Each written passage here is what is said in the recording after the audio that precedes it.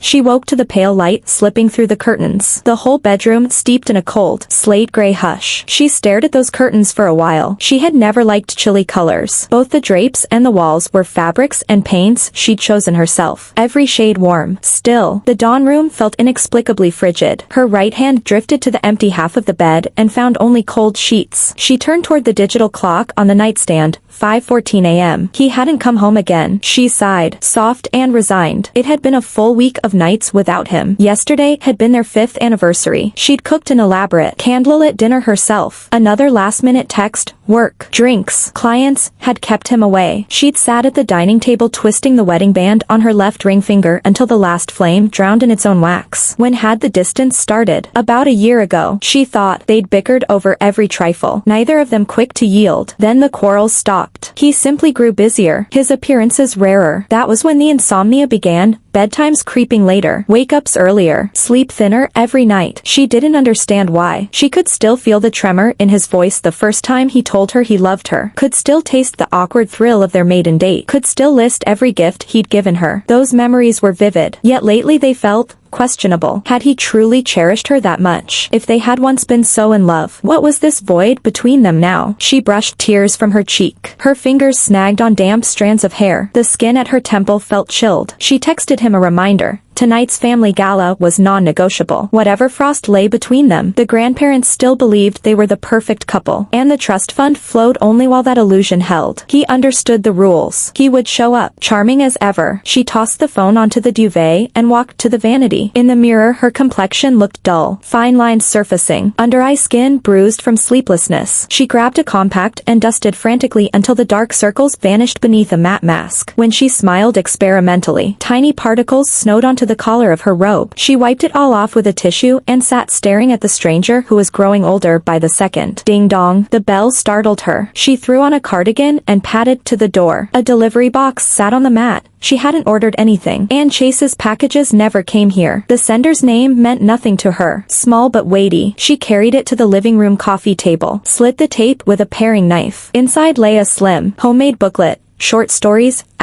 ambiguous relations star. Odd. She lifted it out and opened to the second page. For Evelyn. Her hands jerked. The book tumbled. She crouched to retrieve it and saw the line beneath. By Julian. Julian. A face surfaced from the murk of memory, someone she had once known far too well, long out of touch. Her fingers shook as she opened to the first paragraph. Evelyn never imagined her first real conversation with Julian would begin with flying glass. Her knees buckled. She sat hard on the rug and snapped the booklet shut. But the damage was done. The past poured in. She hesitated, then opened the pages again. Every dusk Julian stationed himself at the practice cottage window to watch Evelyn sprint across the cracked asphalt. When she sank beneath the rusted hoop to catch her breath, piano notes drifted across the weeds. Junior year, regional tournament coming up. As starting guard she needed extra shots. Campus had 2 courts, the shiny new arena always mobbed by boys, and a relic up by the storage cottages. 20-something years old, she chose the old one, fewer hecklers, and her boyfriend at the time played on the new court. She hated him seeing her drenched and clumsy. She could still recall, 10 years later, how the music arrived more punctually than any alarm clock. She'd wipe sweat from her eyes and realize the row of sheds wasn't abandoned after all. The middle unit, window facing the paint-chipped quay, was a practice cottage. She never saw the pianist, but the phrasing was liquid, even through tricky runs. The campus gossip machine had crowned only one piano prodigy, this reckless of Julian. She'd rolled her eyes. Her blueprint was graduate school, salary, stability, nothing like his rumored orbit of trust funds, failed midterms, and revolving door girlfriends. One twilight her thoughts wandered mid-shot. The ball left her fingers too hot. Glass exploded. The music stopped. She sprinted across the lane. Julian emerged. White shirt spattered crimson. Jacket slung over one shoulder. She bowed, babbling, "I'm sorry. I'm so sorry." The ball slipped. "Are you okay?" She braced for fury. Instead, he grinned. "No big deal. I'll hit the campus clinic and be fine. I'll walk you," she blurted, side-eyeing him the whole way, that irreverent tilt to his mouth. Blood notwithstanding, expanding, the kind of face that invented gossip. Rumor also said he'd inherit half the province. Easy, then, to treat coursework as optional. At the clinic the nurse frowned, asking what happened. Julian glanced at Evelyn and answered, I tripped over my own ego inside the practice cottage. She started to object. He winked, and she swallowed the correction, standing silent while gauze and antiseptic erased the scarlet. After the nurse finished bandaging him, she walked Julian all the way to the foot of the guy's dorm. On the way he told her he'd cover whatever the practice cottage charged for the damage, so she shouldn't worry. That surprised her even more and quietly upgraded her opinion of him. Still, she felt responsible for the cut. She'd been the one who let the window slam, so they traded numbers, just in case. If he later decided to milk the injury, she'd swallow the bill. Ring ring ring, the abrasive phone blasted through her memories. She came up for air like a sleeper startled awake, snapped the book shut, and padded into the bedroom to answer. Hello, took you long enough. I'll swing by at 6. Be ready. I'm not coming inside, we'll head straight to the gala. He hung up before she could answer. She could picture the crease between his brows, the familiar impatience stamped on his face. She gave a short, mirthless laugh, drifted back to the living room, and lowered herself onto the hardwood. Julian's novel in hand, the story matched her memory, only told through his eyes. The moment she stepped onto the court, he would start to play. The day she'd beamed him, he'd actually been hiding behind the practice cottage window, spying. A few days after the accident, they ran into each other again. He bought her a cup of black tea, and things thawed. She kept shooting baskets, and his piano kept punctuating the afternoons. Later, when he confessed he liked her, she joked that one concussion had flipped a switch. Now she saw it had been slow accumulation. Day after day, the thought warmed her cheeks. She set the book on the nightstand, hurried to the bathroom, and splashed cold water until the flush subsided. In the mirror, water dripped off a face she barely recognized. Once upon a time, she'd been a starry-eyed girl who believed in big, beautiful love. Years of breakups and makeups, of love corroding into hatred and finally numbness, had baked her into someone she herself couldn't stand. What if she had chosen Julian instead? Stop. She patted her cheeks hard. Time to armor up. The only thing that mattered tonight was not tripping on stage. She attacked the closet, yanking out gowns, hunting for jewelry. After 10 minutes she settled on an outfit and flung it across the bed, then sat at the vanity and started painting. Only a full coat of makeup could hide how drained she looked. Thick foundation over the under-eye hollows. Blush swiped across the lines parenthesizing her mouth. When the mask was perfect, she wriggled into the teal mermaid gown, then parked herself on the chaise and reopened the novel. Thanks. Your cut healed okay? All good. Julian's eyes flicked to the silver ring on Evelyn's middle finger, obviously a boyfriend's claim, and a shade of disappointment crossed his face. Back then that boyfriend had been swamped. 3 meetups a week was a miracle. Most days she studied alone, ate alone, aimlessly circled the quad alone, until Julian started materializing at every turn. At first she resisted the pattern. She had a guy. She shouldn't orbit another. Yet the sightings piled up and she adjusted. At least she wasn't lonely. Anyway, someone like Julian, campus royalty in a leather jacket, couldn't seriously want her, and she wasn't about to fall for a boy headed in the opposite direction. White day rolled around. The boyfriend bailed, emergency overtime. She stared at her made-up reflection, grabbed her purse, and told her roommate she was stepping out for air. The girl wolf whistled. Hot date? Evelyn answered with a crooked smile. She was looping past the lily pond when Julian sauntered up. Solo again. Silly V. He'd nicknamed her that after the second week. Ignoring every protest.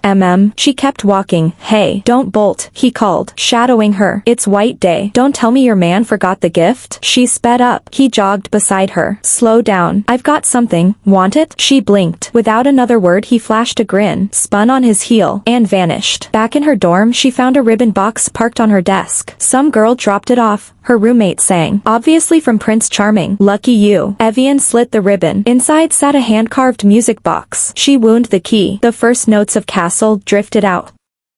And she read the inscription. Evelyn, may life bloom like summer flowers, and death arrive like autumn leaves. Her favorite film theme, her favorite line of poetry. The tinkling melody chased every scrap of disappointment away. Thank you, Julian, she whispered, reading the book now. She learned he'd combed every one of her posts to craft the perfect present. The music box hadn't survived graduation. She dropped it while packing and, too heartsore to glue the shards, had thrown them out. Ring ring ring, the phone was within reach. She snatched it. Come down. Okay. Okay. She set the novel aside, inspected herself one last time, practiced a hostess smile, slipped on stilettos, and locked the door. The silver-gray Ghibli idled at the curb, the same car they'd picked out together the year they married. Her hesitation earned 3 impatient honks. She slid into the passenger seat. Took you forever, he accused. She studied her lacquered nails. He didn't wait for an answer. You know how to play your part tonight.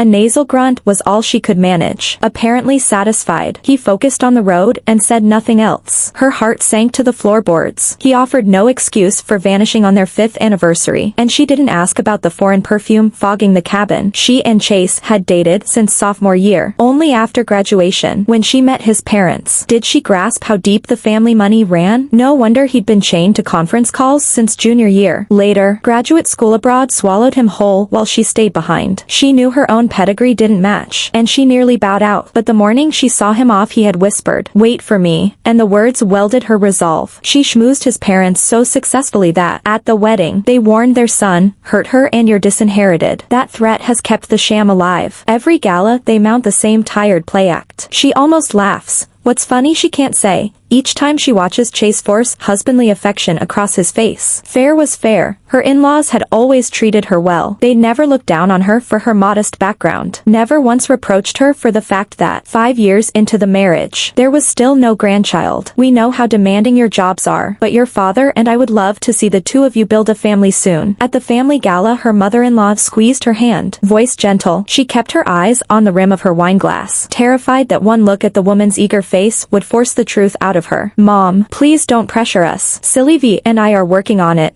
Chase cut in, grabbing her hand before she could speak. She nodded along, smiling on cue. By the time the final toast was over, she felt more battered than after any college basketball game. Chase walked her to the door, said, "Still got a meeting," and left. She swayed inside, peeled off the teal mermaid gown, the push-up bra, the lashes, the lipstick, and collapsed onto the king-size bed in cotton pajamas. Alone again. Another endless night. She turned to the nightstand, took the book Julian had sent, and opened it. The story was almost at graduation. "Why are you so good to me, silly V?" Julian said, the corners of his mouth lifting without permission. "Because I like you." She hadn't needed the words. She'd already cataloged the evidence. Surprise gifts when she was grouchy, meds and hot water when she was sick. And that afternoon she'd sprinted to the dorm sink to rinse her sweaty hair before a date with Chase. Julian had shown up with a thermos of hot water like it was the most natural thing in the world. No way, he felt nothing. Still, she never quite trusted what came out of his mouth. Half of it was probably a joke. They'd become a habit to each other. She never turned him down when she was free, but in her head they were just 2 people killing loneliness. A guy like Julian never ran out of girls to chat up. And she, for all the thrills and novelty he offered, was loyal to Chase. That loyalty let her forgive every last-minute cancellation, and it walled her heart against Julian's half-teasing confessions. Sometimes she wondered whether Chase loved her at all, and whether Julian meant a single word. She couldn't ask her roommate. How would she explain the mess? So when her brain tied itself in knots, she called her younger brother, Leo. "Sis, you already have a boyfriend," Leo said, uncharacteristically stern. "Julian's bad news. Stay away. We just talk. Chase barely has time for me." Leo's voice shot up. "You're on the phone with that guy every night, and you think that's okay? You know Julian's single with a capital S, right? Nothing's ever going to happen with Julian," she insisted. "Fine, but act like you've got a conscience. Whatever you choose, I've got your back." Besides their parents, Leo loved her most. After graduation he'd gone abroad and stayed overseas. If he saw her now he'd hop the next flight, and that was exactly why she would never breathe a word of complaint. In the novel she discovered that Leo had cornered Julian on campus and threatened him to back off, something she'd never known. Page after page revealed the flip side of every shrug Julian had given. Each time she texted first, he lit up. Every polite rejection she handed him left a fresh bruise he pretended not to feel. Whenever she fought with Chase he comforted her while secretly wishing she'd finally walk away. She read until her eyes burned, then closed them, heart hammering. Next morning she woke early, splashed water on her face, brewed brutal espresso, and carried cup and book to the breakfast nook. She took a swallow of coffee and dove back in. She needed to know what happened next. She had believed their delicate limbo could last forever. Instead, Julian had simply faded. "What exactly are you to her, Evelyn? Don't you think you're out of line?" Julian's temper flared. She had never seen it before. "Who do you think you are, demanding I wait for forever? She snapped the book shut and rubbed her throbbing temples. He was right. She'd been outrageous. She'd kept him in her pocket like a spare key, running to him every time Chase disappointed her. Somewhere along the way she'd decided Julian would always be there, ready with a joke and a compliment. The night she learned Chase was leaving the country, they had their biggest blow-up. She stormed to Julian's off-campus apartment and found another girl's hair clip on the coffee table. Julian lost his cool. She realized how cruel she'd been. In the end she stayed, waited for Chase, and let Julian slip out of her life. What ending had Julian written? The same bleak fade-out, or something else? She massaged her gritty eyes. Half the day had vanished while she read. She resisted the urge to peek ahead, afraid of an ending that wasn't happy, afraid of more of Julian's raw interior monologue. She opened her laptop. After the wedding she'd given up reporting and accepted the safe title of senior editor at a boutique fiction site. She clicked through submissions, scanning paragraphs, but nothing hooked her. Back in college she'd loved to write. Julian loved books too, so they'd always had something to say to each other, unlike Chase, with whom conversation had thinned to logistics. Why had Julian mailed her the novel? Did he want her to publish it, or was the package itself the message? She stared at the screen, thoughts tangled in fictional Julian, real Julian, the Julian she might have chosen. Productivity crashed. By the time she cleared her minimal quota, it was past midnight. Chase had called earlier, some trip, female colleague laughing in the background, and hung up fast. She ordered herself not to dissect the laughter, closed the laptop, slid the book on top, and turned off the light. I need to get away for a while. Zian, maybe, I'm coming with you. In the story Evelyn finally broke up with Chase. Julian cut ties with the girl who triggered their fight. The summer before senior year they boarded an overnight train to Zian. They rode bikes on top of the ancient wall, watched the sun melt into the rooftops, and hugged as dusk closed around them. Later they checked into a boutique hotel, lowered themselves into a tub built for two, and did nothing more than talk. Before they climbed out Julian slipped a thin silver ring on her finger. Inside were their initials. He held her all night. No one sleeping. She had once told him she loved Zian, the way antiquity and neon overlap.